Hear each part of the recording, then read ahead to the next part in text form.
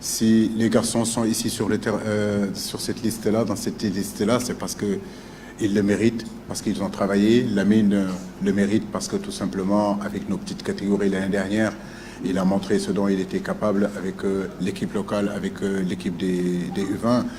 Mais quand il est reparti aussi d'ici, c'est un garçon qui est parti en Ligue 2 et tout de suite, j'ai été très impressionné. Il a été par son intégration et ça, c'est très intéressant. Dans ces débuts de saison, certes, c'est un petit peu plus compliqué parce que c'est la Ligue 1. La Ligue 1, c'est un autre niveau. Le niveau international, là où il vient aussi, c'est un autre niveau. Mais n'empêche que c'est important de l'appeler parce qu'il a le potentiel pour évoluer dans cette équipe-là. Donc c'est pareil pour Abdoulaye Niakhaté Ndiaye. C'est des garçons qui font partie des équipes olympiques, de l'équipe olympique. C'est un garçon que j'ai beaucoup apprécié, ce qu'il a fait à Bastia déjà. On était en train de le suivre. Aujourd'hui, il est à 3. Lors de ce match contre le Mali aussi ici, il a montré qu'il était capable de venir intégrer le groupe. Ce sont des garçons qu'il faut que nous baillons. Donc je pense que sur un match amical comme ça, où il n'y a pas d'enjeu, c'était important, si vous voulez, de les faire venir pour qu'ils apprennent. Voilà. Il ne s'agit pas de venir et de dire que bien sûr qu'ils sont titulaires indiscutables de l'équipe. Non, ils vont trouver des champions d'Afrique, ils vont trouver des mecs qui ont plus de 100 sélections, ils vont trouver des garçons aujourd'hui qui ont fait leurs preuves. Mais je pense que plus tôt ils vont rentrer dans cette tanière-là, plus tôt ils vont acquérir de l'expérience. Et j'ai envie de dire que c'est l'équipe d'aujourd'hui peut-être, mais c'est surtout l'équipe de demain et de l'équipe du Sénégal. Et c'est surtout ça qui est intéressant. Donc je les félicite et les encourage vraiment. La deuxième question, c'est le match du Rwanda. Oui, on sera tous contents de ça, mais en réalité, je vais laisser le directeur technique répondre sur ce dossier-là. Effectivement, c'est une liste que moi, je n'ai pas confectionnée, parce qu'il y a 2 entraîneurs qui sont là aujourd'hui qu'il faut laisser travailler la primeur.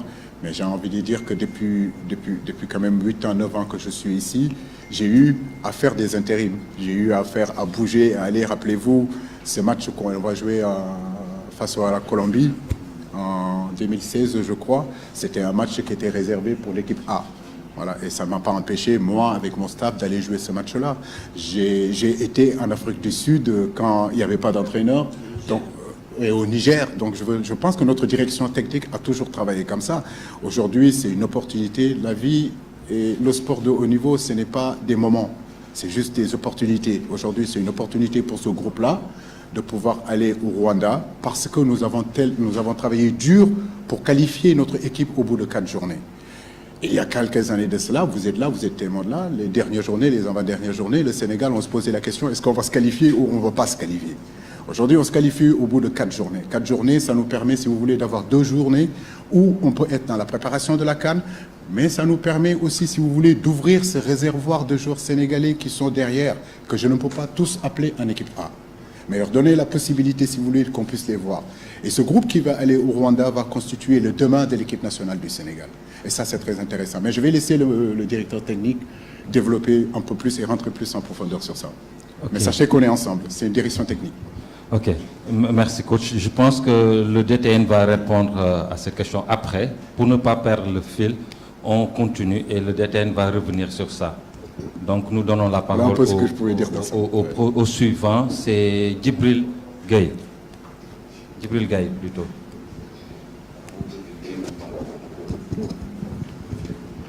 Merci Kara. Moi j'ai une question et demie. La première peut-être... pas de demi. Hein. C'est un débat qui s'est un peu installé ces dernières 24 heures. Peut-être ça mérite peut-être d'avoir quelques petites explications. Ça concerne peut-être les cas Andy, je ne sais pas si je peux dire cas, Andy Diouf et Habib Diarra.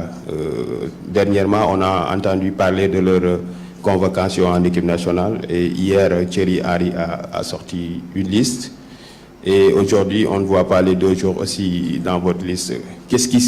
Qu'en est-il exactement? Les Sénégalais voudraient vraiment savoir.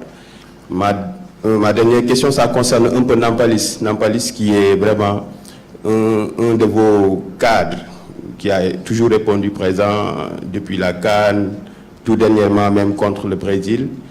il est sans club, il ne joue pas. Est-ce que vous avez des nouvelles de Nampalis? Merci. Des deux questions, je crois que c'est les nouvelles de Nampalis qui m'intéressent le plus parce que c'est un garçon qui est très important dans notre effectif. Et aujourd'hui, être dans cette situation où il ne trouve pas de club, c'est vrai que ça lui porte préjudice, mais c'est surtout, ça nous porte aussi préjudice. J'ai préféré le laisser avec son club parce que j'ai besoin de joueurs compétitifs. L'équipe du Sénégal a besoin d'être compétitif. On a des challenges, on a des ambitions, on a aujourd'hui des objectifs à atteindre. Et ces objectifs, si nous voulons les atteindre, il nous faudra un maximum de joueurs compétitifs. Vous connaissez ma relation avec Nampalis et vous savez très bien à quel point le groupe Sénégal a besoin de ce garçon-là. Mais comme ça a été le cas avec Saliou 6, je veux dire, on ne peut pas sélectionner un joueur qui n'a pas de club. On va le laisser trouver un club rapidement et ça, j'en suis sûr et certain qu'il est en train d'y travailler. Mais c'est le cas aussi des garçons comme Alfred Mendy aussi, qui est à Rennes et que sa situation aussi est difficile. On a préféré les laisser vraiment régler leurs problèmes sur ce mercato. Maintenant, concernant... Djibril, tu me connais un petit peu. Je pense que tu sais que je ne suis pas du genre à courir derrière qui que ce soit. Je l'ai dit, je le répète, nous courons derrière aucun joueur. Mais mon rôle aujourd'hui, là où je suis, avec mon boss qui est là et mon deuxième boss qui est là, c'est d'aller chercher des joueurs sénégalais partout où ils sont, s'ils sont capables aujourd'hui d'intégrer l'équipe nationale du Sénégal. C'est ça mon rôle, je suis payé pour ça. Et je le fais. Bien sûr que Diarra, comme Andy, c'est des garçons qu'on s'est approchés d'eux, que ce soit Mayacine, moi, le manager général Lamine Diatta, on y travaille, on continue à y travailler. Après, comme je dis, chaque joueur a le droit de décider et de faire son choix. La vie est faite de choix. Voilà. Maintenant, ils ont fait un choix de rester avec l'équipe espoir de la France. Mais je prie pour eux et j'espère qu'en tout cas ça ira pour eux, qu'ils continueront leur carrière. Mais nous, on a fait d'une suite, c'était d'aller nous approcher d'eux, c'était de parler avec eux, c'était de discuter avec eux, c'était de leur vendre le projet Sénégal. Maintenant, c'est à eux, leurs parents, parce que j'ai discuté aussi avec le papa d'Habib Diarra, qui est un ancien international. J'ai discuté aussi avec le papa de Andy, parce que c'est ma façon de fonctionner. Avant de m'approcher des joueurs, je m'approche d'abord de la famille, ou bien si je m'approche des joueurs, je m'approche derrière aussi de la famille. Je pense que tous, à la base, étaient très honorés, en tout cas, du coup de fil que j'ai eu, et surtout l'intérêt que le Sénégal avait envers leurs enfants. Après, comme je dis, ils m'ont demandé de leur laisser le temps, ils ont réfléchi, et ils ont fait leur choix. Donc, nous les encourageons, et bonne chance à eux, et nous continuons notre bonhomme de chemin. Merci beaucoup. À présent, oui, c'est Mariam. Mariam Ndiaye.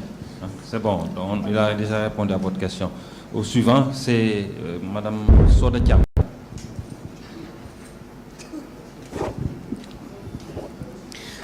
Bonjour coach, bonjour Dédène, bonjour cher Tidjane Seck. Alors, si vous me permettez, Kara, j'aimerais poser une question à Monsieur Seck en tant que membre de la fédération et vice-président également. Aujourd'hui, le Sénégal qui devrait donc rallier Kigali pour jouer donc contre l'équipe rwandaise. Nombreux sont peut-être les Rwandais qui attendaient